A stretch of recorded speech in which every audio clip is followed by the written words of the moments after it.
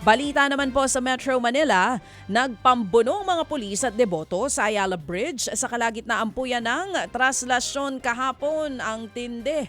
Nagkaroon nga ng tensyon ng harangin ng mga pulis. Ang mga debotong tatawid sa tulay para salubungin ang andas ng Jesus Nazareno. Isinara kasi ang tulay bilang paghahanda sa traslasyon.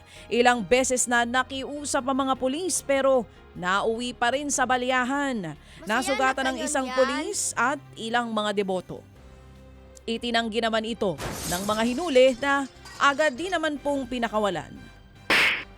Nagbahagi ng kanilang debosyon ang ilang artista sa Misa Mayor para sa Poong Jesus Nazareno sa Quirino Grandstand bago pa ang traslasyon.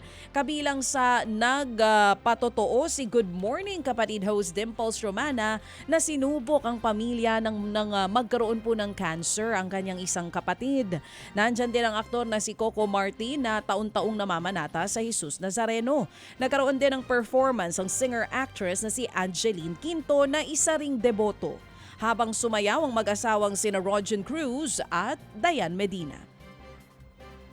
Sa iba pang mga balita, arestado ang 11 fixer daw sa NBI Clearance Center sa UN Avenue dyan po sa Maynila. Kabilang sa nahuli ang 4 na empleyado mismo ng NBI na kasabwat daw ng mga fixer.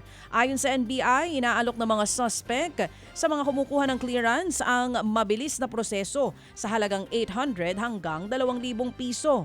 Kung may hit daw sa NBI, umaabot pa ng 20,000 pesos ang kanilang singil. Organisado daw ang galawan ng grupo at posibleng matagal na nila itong ginagawa. Sinampahan na ng patong-patong na kaso ang mga suspect.